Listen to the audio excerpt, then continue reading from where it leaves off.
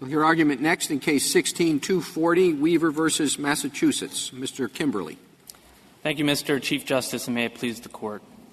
The upshot in practice of the Commonwealth's proposed rule in this case is that when a criminal defendant like Petitioner demonstrates that his trial counsel failed to preserve the fundamental fairness of the criminal proceeding by failing to object and therefore allowing to stand a structural error, the gravest kind of constitutional error there can be in the course of a criminal trial, it will be impossible for the defendant to obtain relief under Strickland against Washington for ineffective assistance of counsel. And that's because the Commonwealth says that all such defendants must prove actual prejudice resulting from their attorney's deficiency. But the problem is that when an attorney deficiency results in a structural error, it will be practically impossible to demonstrate what the practical effects of. The problem is the structural errors, I think one would put it this way, come in all sizes and shapes. So here we have not an exclusion of the public from the trial itself. It's only from the jury selection. But I take it your view is it doesn't matter if it had been the first day of the jury selection, everything else is open, or if the entire proceedings are closed. Structural error, you go from structural error directly to new trial. Do you make any distinctions between kinds of errors that we have called structural? The short answer, Your Honor, is no. There are distinctions to be made, and in the context of the public trial right, for example, those distinctions play out as at the threshold question whether the public trial right, in fact, has been violated. But certainly what this Court suggested in Waller, where the courtroom closure was for a suppression hearing at the outset of the trial and not the entire trial, that when the public trial right is deemed to have been violated, it is itself structural. That doesn't mean, as Justice Stevens recognized in footnote 23 of his concurrence in Reporters Committee, that doesn't mean that every single closure of the courtroom necessarily implicates the public trial right as the framers of the Sixth Amendment would have understood it. For instance, sidebars and in some instances chambers conferences, and certainly any circumstance in which the State is able to pass the strict scrutiny test established by Waller. Those sorts of closures, although closures in the technical sense, would not be closures in the constitutional sense. This may not be directly pertinent, but why was the courtroom considered closed? I mean, it was filled with members of the public. Now, they were there as part of the jury pool, but, of course, they weren't all chosen. I mean, did the judge have to set aside how many seats for people who weren't actually being called for jury duty before you would conclude that the courtroom was not closed? Well, I would have thought that the courtroom it's a limited space. There's only so many Sure. spaces, and it's, he's got to get the jury pool in there, and, they took up all the space. So you must your position must be on the error itself, that the judge should have kept aside certain seats for people who weren't being called for jury duty. I'm just curious how many that is. So there are two elements to that question. I'll take them each in turn. The first is we know that the courtroom was closed because members of the public, and indeed every member of the public who expressed an interest in attending the proceeding who was not a member of the jury veneer was turned away, actively turned away. Presumably, I guess the argument on the other side, well, they were turned away because there was no room. And there was no room because the courtroom was full of members of the public who were called for jury duty. So, and that leads to the second answer, and that is, as this Court held in Presley, first of all, courtroom crowding is not a sufficient answer for turning away, a sufficient justification for turning away other members of the interested public. Well, I'll have to go back and look at Presley, but courtroom overcrowding is not a justification for turning away other people. What are they supposed to do? Well, but to be very clear, that is precisely what happened in Presley. Presley, What did they say in Presley that you were supposed to do? In other words, there's no room in the courtroom, and you say, well, that's not a justification for keeping people out. So the answer is very simply bringing in the jury veneer in groups of, say, 40, rather than allowing all 90 in at once. There are a range of, I think, very practical solutions to this particular problem that would have allowed the judge to keep the gallery open to members of the public. Presumably lawyers are members of the public. The judge is a member of the public. The bailiff is a member of the public. I'm presuming that once those jury members, if they were given a choice, would not be there. And so I think they have stopped being a member of the public as might be understood with respect to access. I think one thinks of members of the public as anyone who might be interested but not compelled to be in attendance. Right. All right. So I think what Presley said, if I'm not mistaken, is that you can't keep out interested people just because of overcrowding. That's exactly right. And I think underlying that holding is a recognition that not all members of the public are the same. So in this instance, for instance, the members of the public who were excluded from the proceeding were the defendant's own mother, his mother's boyfriend, sister, and pastor. And so bearing in mind that the jury empanelment is the point at which the defendant is introduced to the judge and jury for the first time, it's the first opportunity for the defendant to make an impression on the people who decide his or her guilt or innocence. It makes a real difference, both in terms of how the defendant behaves, that members of the interested public, not just any member of the public, but his support system, his friends and family are present. It has an effect on his demeanor and the confidence with which he presents himself, but it also has an effect on how the jury perceives him. Because what does it say that at the first time that the members, again, of the jury who are going to decide this young man's guilt or innocence, he is presented to them without the support even of his mother? So what you're saying, and I think this is true, is that there are circumstances in which closing the courtroom can have an effect on the outcome of the trial. But conversely, is it your position that it's never possible for there to be a violation of the right without there being an effect on the trial, that it's never possible to show that this could not have had any effect on the outcome? I think that's right. It's to say that, and this is reflected in this Court's precedent. As a practical in matter, Waller. as a practical matter, it's never possible to show that there would be no outcome, no effect on the outcome? I think this is precisely the sort of situation that the Court recognized in Gonzalez-Lopez about the right to counsel of choice, that so it's a speculative inquiry. In this case, what's your best theory about how this could have affected the trial? What happened here? Well, as I was just describing, there's no way to tell what effect the presence of the defendant's mother would have had on the impression made to the jurors who, again, were first introduced to him and formed their first impression of him sitting alone without the support of anybody. There's no way to know what effect it had on his own demeanor. There's no way to know what the effect of his mother's and pastor's presence would have had on the demeanor of the attorneys and the judge. These are all completely, and as we say, it may be that the attorneys may have exercised preemptory challenges in different ways. It may be that prospective jurors, moved by the differences of the presence of the public, would have answered questions in somewhat different ways and would have formed different inchoate attitudes about the defendant. These are completely unknowable and indeterminate effects, though.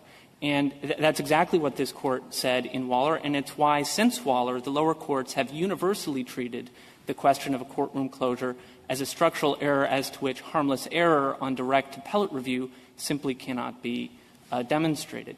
And we think certainly that exact same analysis applies with respect to Strickland actual prejudice. Well, suppose the two people who couldn't get in were members of the public but not the defendant's mother and her pastor. Well, again, I think it would depend on who they are. I think the difficulty here also is there's no way to tell what sort of the downstream effects of the closure are outside the courtroom. It may be that those who were excluded the first day let be known to others that the courtroom is closed, and others then don't plan to show up and don't even bother to come in. Could I ask you, though, there is a big difference between the absence of an attorney at trial or a conflict of interest. In both those situations, there's not a possibility of waiver or forfeiture. knowing waiver or forfeiture because a conflicted counsel has failed to tell someone a truth that they're conflicted and gotten themselves off the case. Absence of counsel is the very essence of the violation. Sure. The defendant doesn't know enough to object. But here there are serious questions about waiver and forfeiture. It's why wouldn't it be in the best interest of every attorney to say, I didn't know that a closure was a constitutional violation the way this gentleman did? Isn't that in circumstances where that isn't actually the truth? Well, no, in every circumstance. So In virtually every circumstance, the lawyer knows there's been a closure. There's been plain error in his or her failure to object. So how does a judge determine whether that waiver or forfeiture should or should not be held against the defendant? Well, I think the same way that the judge would do so in any case implicating a Strickland claim based on a failure to object. The threshold question is whether the attorney rendered deficient performance. And in this case, for example, at pages 7 and 8 of the joint appendix, there's no question that the defense attorney here acknowledged that the sole reason he declined to object to the courtroom closure was he did not know that it was a violation of his client's public trial right. And if he had known, he would have raised an objection. That's, I think, a straightforward case of deficient performance. Now, it's true the Commonwealth and the United States have raised the possibility of sandbagging in a circumstance where a defense counsel who, in fact, does know about the violation of the right nevertheless declines to raise it to preserve the possibility of bringing a Strickland claim later. But that turns on the presumption that the defense attorney would make a material misrepresentation to the court in later collateral proceedings addressed at the question of the first prong, whether he rendered deficient performance. No, why does that follow, though? Because it seems to me that if it's unpreserved error at trial and we get to appeal, you'd have a choice in most cases. IAC claims are dealt with collaterally. You could either bring it as a plain error question on direct appeal, but you'd have to face prong 4. Correct. And show it affects the integrity of the proceedings. Or you'd have a choice. You could bring it in collateral proceedings where you wouldn't have to meet prong 4. And it'd actually be easier to win a Sixth Amendment collateral claim than it would be a plain error claim. And it just seems very unusual to me that we create a structure that would incentivize, through honest and good advocacy, defiance of the normality of final judgments. So that's question 1. And question 2 is related. Would we then create actually a really perverse incentive for the state to secure IAC waivers from individuals so that they don't confront these kinds of problems? And therefore, kind of a Professor Stuntz sort of problem. By perfecting procedure, we actually result in its denial at all. Can you help me with those two problems? So the question about plain error, first, I think it depends on the jurisdiction that you're in. In this jurisdiction, for example, Massachusetts. Work with me with the typical jurisdiction. I know Massachusetts is a little different. So there are groups of two. Massachusetts falls into one bucket. Most of the federal courts fall into another bucket. Work with the usual, the federal jurisdiction, which is predominant in most states, which is that IACs are done collaterally. And actually, I appreciate it. I wouldn't deny that this is a collateral proceeding here, and I'm not talking. I understand that, but please just stick with me. So under Rule 54B in the federal proceeding, in the federal context, this is the Alano 4-prong plain error context. We think it's true that, for the most part, in the way that the lower federal courts have dealt with it, is that the third prong, effect on substantial rights, is presumed when there is a structural error. And so I think as a practical matter still at prong 4, though, right? It's still at prong 4, and I think that's where, for instance, there's an opportunity for the court to avoid sandbagging. If there's any concern that the defense counsel knew about it and kept the objection. No, defense counsel just doesn't bring it on direct appeal. Good defense counsel wouldn't bring it and would leave it for collateral review in most jurisdictions. Sure. I mean, I think in that circumstance, very frequently, plain error review would be available. I'm sorry to push back. It's available. The question is, wouldn't the judge be doing exactly what's happening here? Wouldn't the judge, under the fourth prong, look at what actually happened, whether the closure was complete, part of the trial? Was there a transcript of the voir dire so that they could measure the possible effects or not, and end up saying that the substantial integrity of the proceedings haven't been violated? Do you think that as a matter of law we could overrule a finding of that nature if it was in direct review under plain error? I think in most circumstances, in where there is a structural error that passes the third, it will almost always pass the fourth. That's not the lessons of our case law.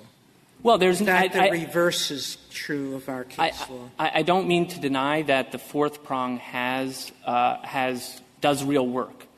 It certainly does, and there are case-specific circumstances in which maybe then the appellate court would decline to grant relief on collateral review, and the defendant would in that circumstance be able to bring a collateral challenge under Strickland.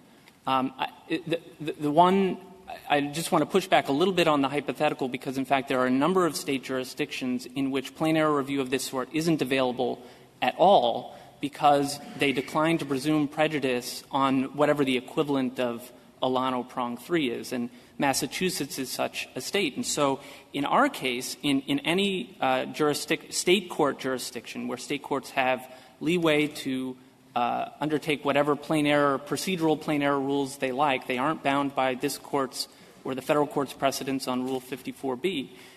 They can and very frequently do say that that you have to show actual prejudice in the sort of Strickland sense for relief under plain error. And in that circumstance, Strickland is a critical, we think, relief valve. It's the only way of getting later review in the circumstance where the structural error perpetuated by the attorney's deficient failure to object renders the trial fundamentally unfair. And I think it bears emphasis to recall that the Commonwealth does not deny that if there were an objection in this case, the defendant in this case and in other cases like it would be entitled to a new trial automatically on direct appeal. The Commonwealth thus suggests putting that error, and remember, structural errors go to the fundamental fairness of the proceeding. They are the gravest sort of constitutional errors possible in the course of a criminal proceeding. Putting that error together with the additional injury of having been appointed counsel by the court who's too ignorant to know to object to the structural violation, that the defendant should be completely out of luck. The structural errors are not the most grievous errors possible in the criminal process. They are a particular type of error, which the assumption is there's no way to tell whether they're prejudicial or not. But, I mean, this may be a good case. That doesn't mean they're the most shocking miscarriages of justice you can imagine.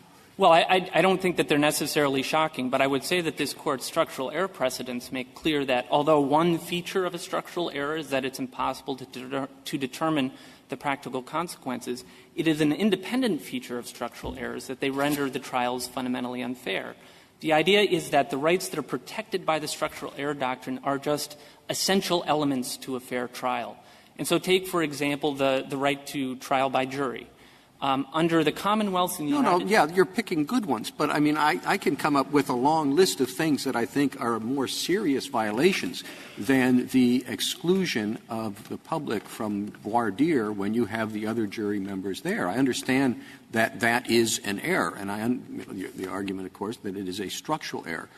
But I'm just quarreling with the idea that these are the most grievous miscarriages of justice you can imagine. There are particular characteristics of them that put them in a different category.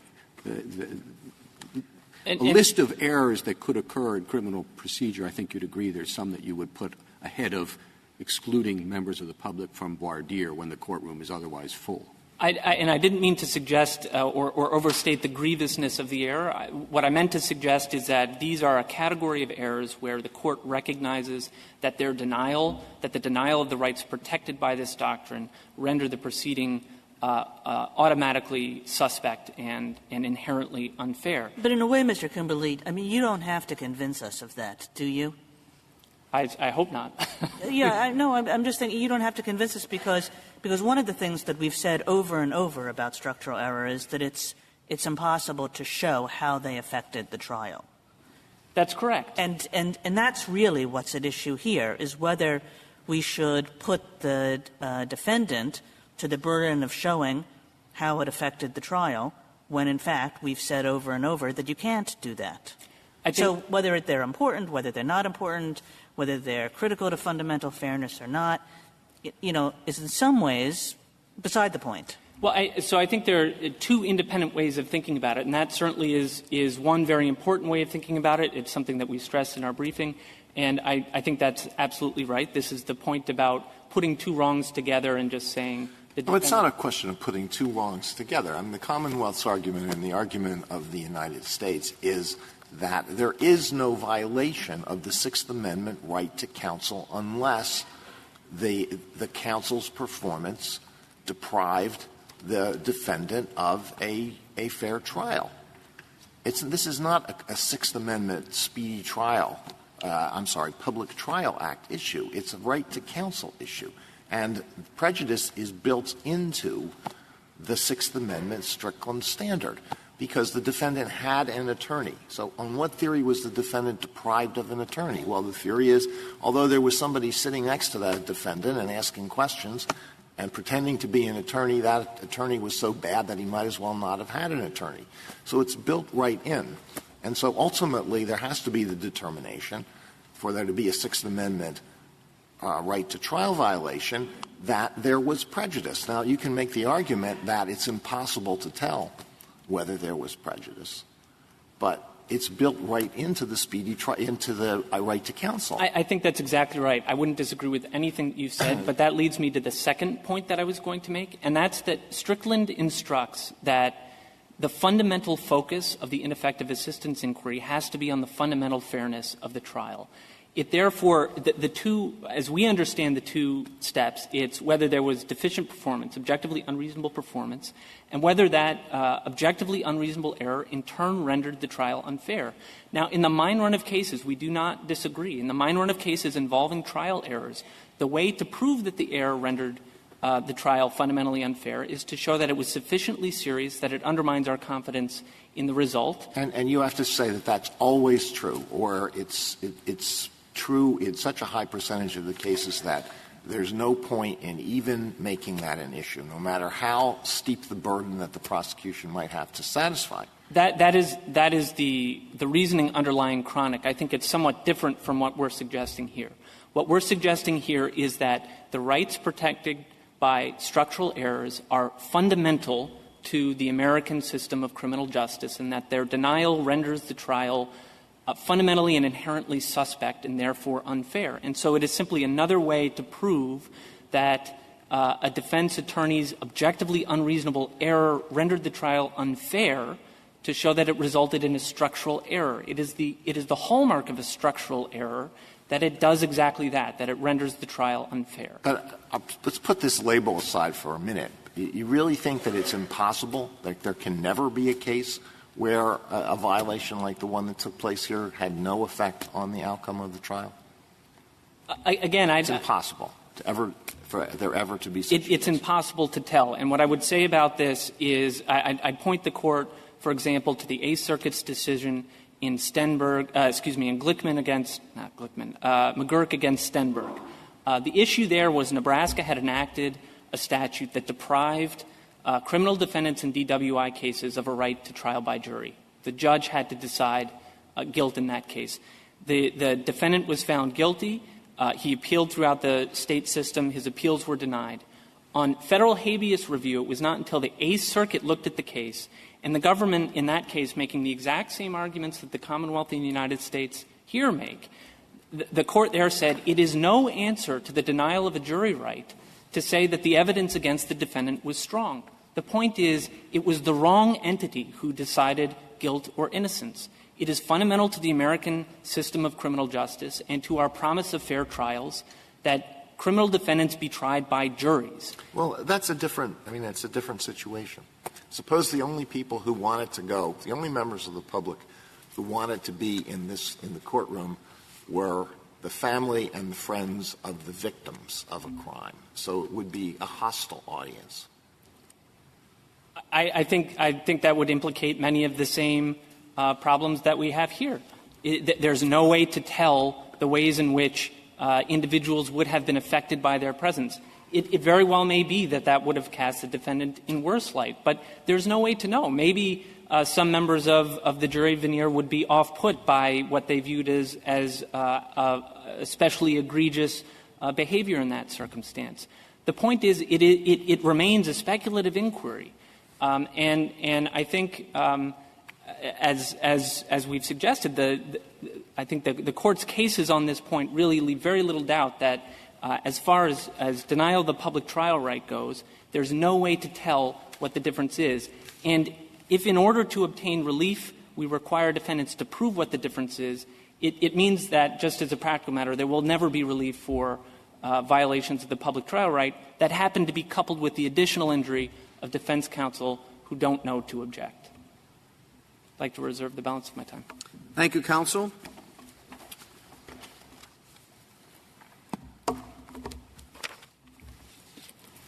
Mr. Ravitz. Mr. Chief Justice, and may it please the Court, the claim before the Court is one of ineffective assistance of counsel, and requiring individualized prejudice to be proven for claims like that, claims like the petitioner's, ensures that a criminal judgment is not vacated unless a violation of the right to effective counsel is complete. It tells us whether the defendant's own conviction resulted from a breakdown in the adversarial process or was likely the right outcome. And it keeps us from upsetting judgments based on attorney errors that had no impact on the verdict. Supposing this objection had been made at the first opportunity and it's denied by the trial judge, and then it goes up on appeal. So there was a timely objection. Wouldn't it follow then that the case has to be, the judgment has to be vacated and it has to be a retrial? Assuming the judge's decision was improper, yes, that's what would happen in Massachusetts. But that wasn't the case here, and it's important to recognize the distinction between those two situations, because there are both doctrinal and practical considerations there. The doctrinal ones are that now we are looking at a different type of claim. We're not looking at a public trial claim. We're looking at an ineffectiveness claim. And there must be prejudice in order for that violation to be complete, Gonzales-Lopez tells us. Not only that, the focus of the prejudice inquiry is different than the focus that it would be if we were looking at a violation of the right to a public trial. Strickland tells us it's a structure, unless the fact that it's a structural error is fatal, then in this situation, in the hypothetical Justice Ginsburg provided, wouldn't it be open to you to prove that it was harmless error beyond a reasonable doubt? That's correct if it was not a structural error. But if it's a structural error, then the government would be precluded from making that showing. What is there a structural error in this case, in your view, under the hypothetical? Where there was an improper closure of the trial, we respect the fact that, or I should say of jury selection, we respect the fact that the Court has said that public trial errors are structural and that the Court has said that the closure of jury selection is a public trial error. However, not all structural errors should be treated the same, and not all public trial errors should be treated the same. They're very different from one another. There could be a closure for — And under Justice Ginsburg's hypothetical, there's an objection. The objection's overruled. It's wrongly overruled. Then you said, well, in Massachusetts, would there be a reversal? What about under the law of the Constitution? Must there be a reversal on the facts of that hypothetical? This Court in Presley did not address remedies. So if one takes Presley combined with statements about a public trial error being a structural error, takes them together, then yes. But the fact is the Court has never expressly said that. It has never said that a Presley error is a structural error. And even if it were to be a structural error, that doesn't mean that it should be treated like every other structural error or even like every other public trial error. As I was saying, the courtroom closure could be for a few minutes during — Yes, but what's your line? Excuse me? I mean, you suppose that the structural error were excluding African Americans from the jury or women from the jury. Okay? That's the error. They select a different jury, all white men. Now, we have no way of knowing whether that made a real difference in that case. We don't know. So it's a structural error. Now, are you saying in such a circumstance where the lawyer failed to object, et cetera, therefore Strickland, therefore inadequate assistance of counsel, that isn't the end of it? That there was an all-white male jury? Isn't that the end of it, even though we don't know if there was prejudice in the sense that the jury would have decided differently? Is that your position? It is our position that prejudice would need to be proven. Well, you can't. All right, you can't. You can't prove that the jury would have come out differently. So I'd say, at least in my mind, if your point is that even suppose they had a trial by inquisition. I mean, I can imagine even the most fantastic examples where you don't know whether really the result would have been different if you had the most perfect jury. All right? Now, you're saying even there somebody has to prove that it really made a difference? That's what structural error is really about, that kind of case where you can't prove it because it was a basically unfair proceeding. Well, the Court hasn't said that. I know. I don't care if the Court said it. I'm asking my question. And my question, I thought, until I'm getting this answer, that, of course, in some instances, you say it was such an unfair trial, and you show inadequate assistance of counsel, and that's the end of it. You presume the prejudice. And I was going to ask you how you draw the line. Right. It may be an unfair trial with respect to the right that's claimed at issue.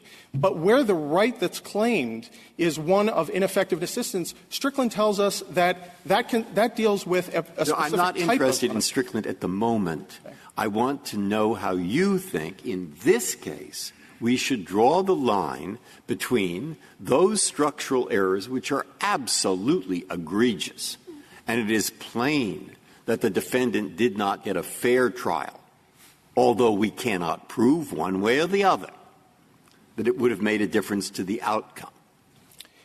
But I would have thought that you would have said, of course, in such a case, inadequate assistance of counsel for not raising that error leads to a new trial. We presume prejudice. But if you're not going to say that, then I will withdraw all my questions and keep quiet. I will say that the Court's approach in Cronic made sense. That there what the Court said was prejudice would be presumed where it's highly likely that there was, in fact, prejudice, and not just any type of prejudice, but prejudice in the sense of a breakdown in the adversary process. In other words, prejudice to the right at issue, because of circumstances on the order of a complete denial of counsel. And I say that makes sense because by focusing on the likelihood, the high likelihood, we are not saying that something actually existed merely because we don't know whether it existed. We are saying that it existed when we can be very confident that it did. And by focusing on the right at issue, we are zeroing in on what is before the Court. So the rule that you're asking us to adopt today, Cronic said an absolute absence of counsel, you presume prejudice. We have further said that a conflict of interest, actual conflict of interest, you can presume prejudice.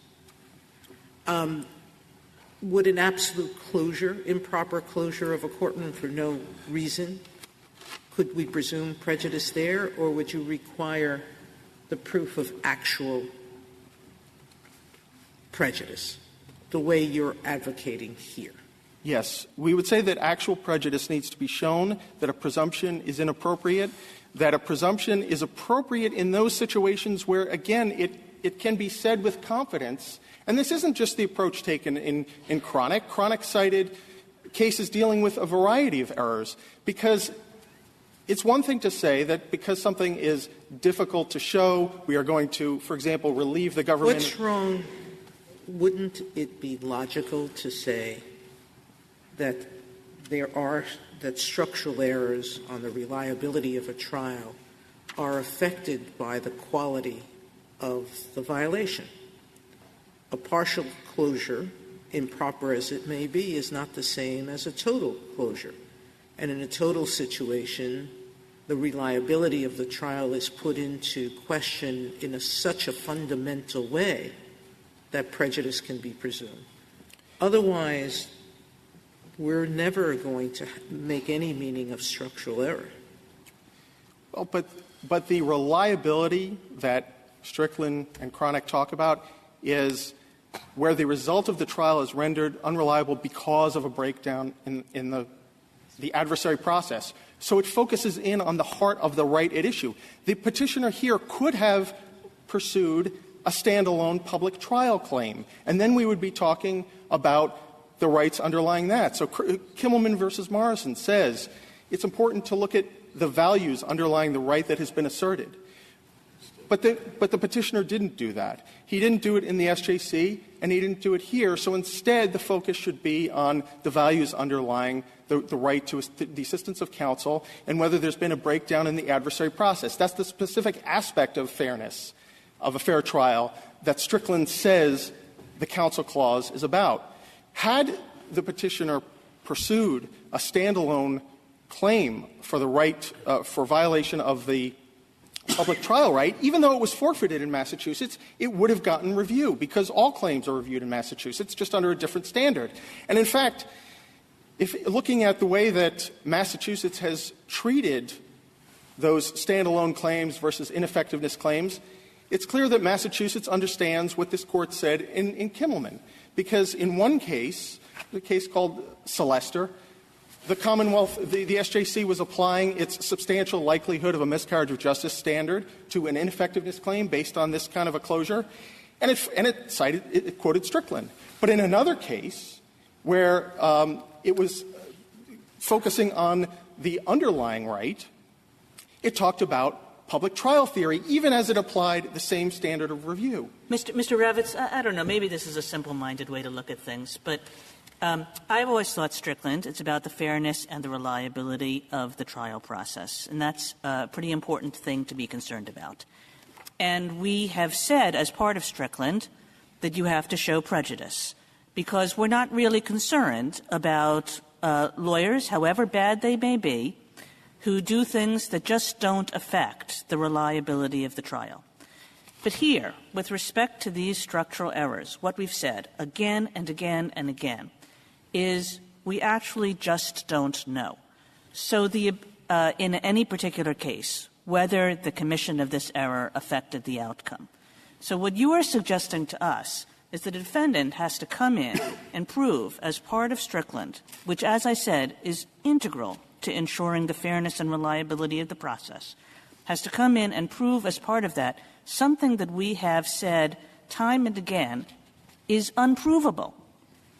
And that just seems like that's not something that a legal system should do. You have to prove something that we've admitted is unprovable. Well, when the Court said that it was difficult to prove prejudice from this kind of error, it wasn't talking about the reasonable probability standard of Strickland. That's one of the benefits to the standard. It was specifically designed to account for, and does account for, situations where there might be a breakdown in the process. There might be an unreliable result, and yet it's too hard to prove. It can't be proven by a preponderance of the evidence. And so the standard was a middle-of-the-road standard deliberately, and it's flexible. And Strickland says take into account all the circumstances, take into account the totality of the evidence. Well, but then what you're asking us to do is you're asking us to apply Strickland in such a way that we're saying this terrible attorney error took place because we're assuming that, and we think it might. It could have affected the outcome of the trial, but because of the kind of error it is, as we've said 100 times, we just are not able to say that with any certainty. So we'll give the benefit of the doubt to the government. No, that sounds like what it's saying is exactly the kind of idea that relief would be awarded where prejudice is merely conceivable that Strickland rejected. And it makes sense, because to say that because something is difficult to show, it must have existed, one doesn't follow from the other, and it would allow for relief to be granted in a wide range of situations where, in fact, in reality, there was no prejudice. You see, I'm sorry to keep bugging you about this, but it just seems so Kafkaesque to me. It's like you have to prove something, but we know you can't prove it. Well, I wouldn't even say that it can't be proven, because looking... Well, we've said it. We've said it 100 times. The Court hasn't said it about a reasonable probability standard. It hasn't said that a reasonable probability can't be shown. And as far as proving it, there are analogous situations where what we see is that the party shows a connection between the error. So let's say here, the closure, the spectators that are excluded, and the events that occurred during that time, taking into account what's said in the trial transcripts, and a connection between those things and the issues of trial, giving particular attention to anything that went wrong. And also giving attention to, as I say, to likelihood, to probability. And so, for example, the Solicitor General cites the McKernan Third Circuit case that was handed down this year, which involved a biased judge. And that's the approach that the Court took there. It was very simple. It was to look at what happened, what went wrong, and what the connection was between that and the error, and then the probability that it had an effect on the judgment. And sometimes that's the best that we can do, but it's because we are inherently considering what would have happened in a different situation. That's the case in every Strickland situation. We're always considering what would have happened. Well, let's say, the argument on the other side is that one of the most important things about the trial is to have the mother with the young offender. Did that cause prejudice or not, that the mother wasn't there? They just looked and there was a guy alone who was accused of killing a 15-year-old, as opposed to a troubled youth with his mother holding his hand. All these things are important. So are they right that prejudiced the trial or not? They are right that was unfortunate and it shouldn't have happened. As to whether it had an effect on the judgment, that's something different. Well, how do you prove it? Well, again, the defendant can aim to show a connection between the spectators and what happened at the trial. So, for example, let's say the judge made certain comments that were offensive about a particular group, and members of that group were excluded from jury selection. Yeah, that's a different case. I'm asking about this case. The defendant probably would have had a great difficulty showing it because it was so likely to have occurred. But that doesn't mean that there was a breakdown in the system. That means that the prejudice that Strickland and Cronick called for was just highly unlikely to have been present. And why do I say that? Because the courtroom was filled with as many as 90 members of the public in the form of prospective jurors who were able to observe the proceedings. And because there was no evidence taken and there was no argumentation on the merits, and because once the jury selection process was finished, the courtroom was opened up, and there was no issue raised about the rest of the jury selection proceeding or the jury that was chosen. It was only the courtroom closure. And then when it was opened up, the jurors heard evidence of a confession, and they heard other evidence of biological evidence and ballistics evidence. So, yes, here it was just highly unlikely that there was, in fact, prejudice.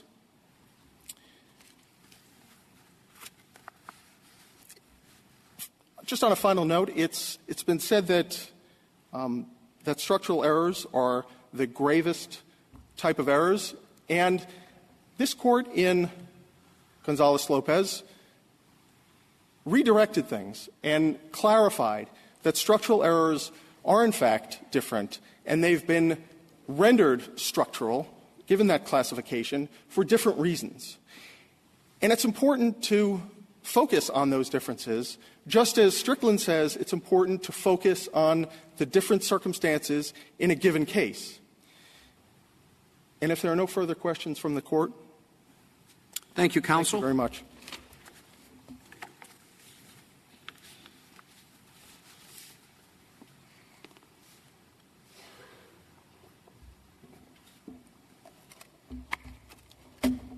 Ms. O'Connell. Mr. Chief Justice, and may it please the Court. I'd like to begin where my co-counsel just left off here with the idea that any time a structural error occurs, it leads to fundamental unfairness and unreliability in the outcome of the trial. Structural errors implicate fairness in a way that's broader than the interest that's protected by the Sixth Amendment right to the effective assistance of counsel. Under Strickland, we're focused on whether counsel's error undermines confidence in the verdict. You're asking whether there was such a breakdown in the adversarial process that we can no longer rely on what the jury did. And the court in Gonzalez-Lopez pushed back on the idea that all structural errors are necessarily the type of error that undermine confidence in the reliability of the trial.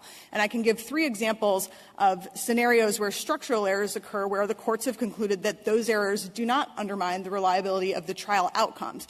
Batson errors, right to counsel of choice, and biased trial judge. In the context of Batson errors, which you were talking a little bit about before, we've cited some cases in page 18 and 19 of our brief where courts of appeals have looked at cases where Batson errors occurred and said, okay, there was a Batson error, we consider that a structural error, but it didn't undermine our confidence in the outcome of this trial. There was overwhelming evidence of guilt. There's no reason to believe that any juror that was actually sitting on the jury had any kind of a bias. And those decisions are consistent with this Court's opinion in Allen v. Hardy, which is the case that holds that Batson is not retroactive. In that case, there'd be an awful lot of so that's exactly what's worrying me. Batson errors, we can think of a host. Sir Walter Raleigh is in the Star Chamber. Now, the government's position is what? The government's position is that even though there is a serious structural error, really serious, the all-white jury, the Star Chamber, etc., even then, and the lawyer didn't object, even then the person doesn't automatically get a new trial.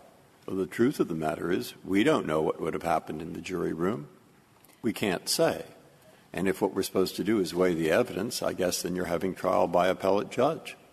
And so do we get into that? Is that what you want, that in each case, no matter how egregious sort of the structural error, which may or may not affect the jury, we don't know, that there's no new trial? The appellate judges are supposed to say whether or not there really would have been or likely would have been an impact on this case? That strikes me as a little I would like to hear your answer because it strikes me as right. Yeah. It's our position, Justice Breyer, that in the case of structural errors, you still have to show prejudice. It doesn't matter what the structural error is. The Strickland test says that we're looking under the second prong to see if this error had an effect on the outcome of the trial. Maybe there's a reasonable probability that it did, in which case the standard is satisfied.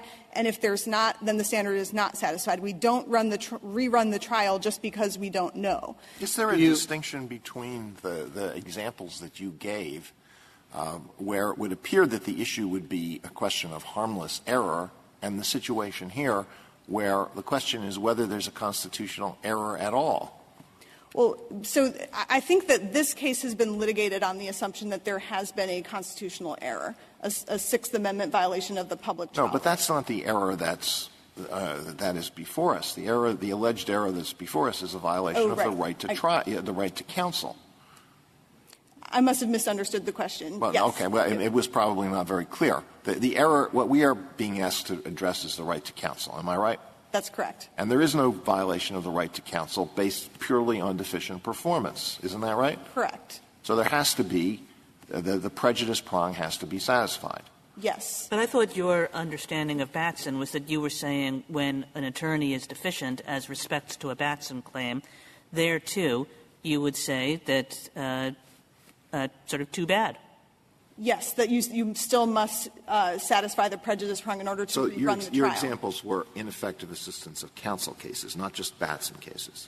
No. Well, Batson cases would be if the attorney didn't object, it's being done. But that's the underlying violation of the ineffective assistance claim. Correct. And you would say the same rule would go, and you have to prove prejudice. Correct. Even though we've said over and over that you can't prove prejudice. Well, I think on that point, Justice Kagan, the idea that you can't prove prejudice, the Court has said it's difficult to do. That may be true as a general matter. It's not true across the board. We've cited cases in our brief with respect to the biased trial judge structural error, for example, where courts have done a case-by-case inquiry and said, okay, in this case, the bias of the trial judge, there is a reasonable probability it would have affected the trial outcome. In this case, there is no reasonable probability that it would have. And it's not the burden of proof in the Strickland context is on the defendant. You know, I'm not saying that there aren't cases where you can have a sort of gut intuition as to whether it did or not, but one of the things that have made us put these particular rights in this box called structural is that we say, you know, notwithstanding that you can pick out a case here and there and say, okay, I kind of know. In general, it is so speculative as to whether this fundamental defect in the trial process caused error that we're going to presume it. And so that, Justice Kagan, is the rationale for not letting the government prove harmless error if the objection is preserved. And I think a big part of that is that these interests, a lot of these interests are ones that would not adequately be protected if that rule was not dispensed with in the harmless error context for preserved objections. I think the most stark example is a McCaskill error, the right to represent yourself, where if we didn't exempt that type of an error from harmless error analysis, it would always be harmless because the judge could just deny the motion and then say, well, there was no prejudice because you would have been worse off representing yourself. In the Strickland prejudice, the tables are turned and the defendant has the burden to prove that there was a reasonable probability of a different outcome at trial had this error been objected to and been fixed. And there's just no reasonable probability of that in this particular case. But I don't think we've ever really talked about burdens when we label things structural errors. You know, we don't say, you haven't met your burden. I mean, what we've said is that the whole burden analysis kind of goes out the window because this is so hard to prove, because it's so speculative. So it's really not a question of who has the burden. It's just never been the way we've addressed the structural error category. I think in Strickland, it's clear that the proving each prong of Strickland, deficient performance and prejudice, is on the defendant. And so I guess it is our position that even though it's difficult to prove, I mean, the test is not meant to be easy. We're looking to identify cases where the error, the attorney's error. Well, it's not meant to be easy, but it's meant to be possible. And what we've said in our structural error cases is that it's not possible in a very, very large proportion of them. Well, I guess I'd like to push back on that a little bit, though. And, I mean, I could give an example in the public trial context in specific where, you know, a lot of times when this particular right is at issue or is violated, it's with respect to the courtroom closure for one witness, say an undercover police officer, a rape victim, a child, or something like that.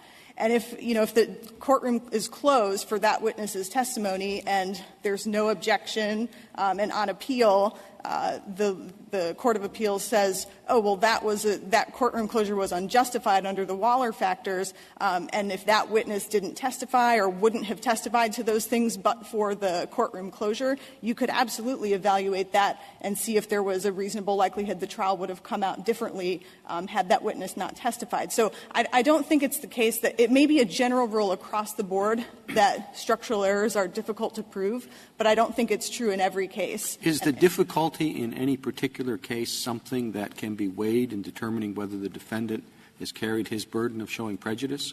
I mean, there's some of these you say, I guess we haven't required in some Batson cases. I think that's one where I do think it'd be almost impossible to put the burden on showing prejudice. On the other hand, denial of counsel of choice, I would think that'd be pretty easy to show whether there's prejudice or not.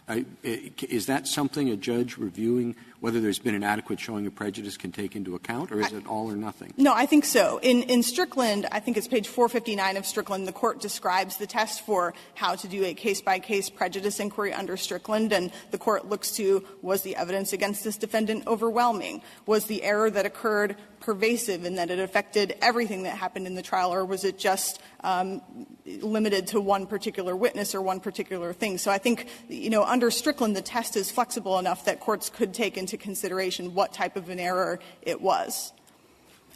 I think Justice Gorsuch was... How about here? And we get into the whole problem of speedy trial. They close it, lack of public trial. They close it for an hour. They close it for half a day. They close it for a day. They close it for 2 days. They close it for the voir dire. How do we go about looking at that? Is that presented in this case? Well, I think this case has been litigated on the assumption that there was a Sixth Amendment violation here. If this was our own case, there is a triviality exception to the Sixth Amendment public trial right that's recognized in the federal courts. We've actually taken the position in in various cases that a courtroom closure during voir dire is not a Sixth Amendment violation because it doesn't undermine the purposes of the public trial right. But I think this case comes to the court on the assumption there was a Sixth Amendment violation. But I think the court can take into account that it was closed for only a limited amount of time in determining prejudice under Strickland. Thank you, Ms. O'Connell. Mr. Kimberly. Thank you, Your Honor. Just a few brief points. First, Justice Kennedy, to address what you just, the hypothetical and line of questions that you just raised. The question there, I think, is whether a public trial violation happened at all. And although there may be difficult cases where it's unclear whether a closure of a particular length or the exclusion of some and not all actually amounts to a public trial violation, after Presley against Georgia, there's no question. Well, what about counsel's argument we just heard a moment ago that there's a triviality exception? Might this case qualify for that? So, one, we don't disagree that there is a triviality exception. It certainly would not qualify after Presley against Georgia. The triviality question comes in at the threshold issue of whether there has been a violation of the public trial right at all. There's no question under this Court's precedents, and certainly the way that the lower courts uniformly have treated public trial errors after Waller, that when it is determined that the Sixth Amendment right to a public trial has been violated, it is structural. And so triviality comes into whether there was, in fact, a violation, not whether, assuming there is one, it's structural. If it happened, I understand, but why should we assume there was one here? Why wasn't? Well, I don't think the Court needs to look any further than Presley against Georgia. Presley against Georgia involved precisely the same circumstances here. The courtroom was overcrowded. The judge closed the courtroom to the public, and this Court said in a 7-2 decision that it was a violation of the public trial right. If I may, Justice — It didn't get involved with the structural. That was a per curiam opinion. And it was, and just the question was, does it violate the public trial right? Yes. But Presley doesn't go on to say what the remedy should be when that's not brought up by counsel and you're on. And that's correct, Your Honor. That question is answered by Waller itself, which said that it's the proceeding itself that's closed that has to be redone. And so the upshot of a courtroom closure during an entire jury impanelment is that the jury impanelment has to happen again. The idea is that a jury impaneled behind closed doors is not a fair jury. And so it's the same sort of analysis that might arise in a Batson case. The jury not being fairly constituted, the trial has to take. What about using, if we're going to distinguish among substantial, among structural errors, taking the standard out of Olano and saying those that seriously affect the fairness, integrity, or public reputation of judicial proceedings, if the structural error rises to meet that standard, then you don't have to show prejudice. But if it doesn't, then you better. Now, that would harmonize the plain error and this proceeding, which can come up in the in a collateral. Yes. So I wanted to say a couple things that I don't think that there's a basis in this Court's structural error precedents. No, that's true. But if you're asking us, you say no, none. Just take structural error as your category, and period, and that's it. Right. Okay. Now, but they make one. They want to go to the other extreme, basically. But if we're cutting this child in two, what about that as a standard? I guess it's, at least as we understand what this Court has said about structural errors, which is that they undermine, and I should say in particular the public trial right, which goes to the very perception of the judiciary by the public and undermines, in our view, certainly in this Court said in Richmond newspapers and press enterprises, that courtroom closures, and those cases, by the way, were. But that's the third prong. You're not answering Justice Breyer's question with respect. That gets you past the third prong, but it doesn't get you home in an unpreserved error case. You still have to meet the fourth prong. That's true. To be clear, though, I mean, I think that would be true in a trial error context as well. That's just to say that the two tests don't overlap. And so, yes, it is true that sometimes relief will be available on collateral review under Strickland, even where it is not available on direct review under a plain error standard. But I think that's — Doesn't that seem highly unlikely? I mean, structural error we think is important, but it isn't automatically a winner every single time if you don't preserve it. May I answer? please. That's right, Your Honor. I don't think there's anything particularly unseemly about that because, again, that is exactly how the Court approaches the exact same question in the context of trial errors. It may be that a forfeited trial error affects substantial rights, and yet it gets filtered out at prong 4 of the Alano test. Thank you. And so that could be raised on a Strickland basis, and counsel could obtain the defendant could obtain relief in that context. Thank you, counsel. The case is submitted.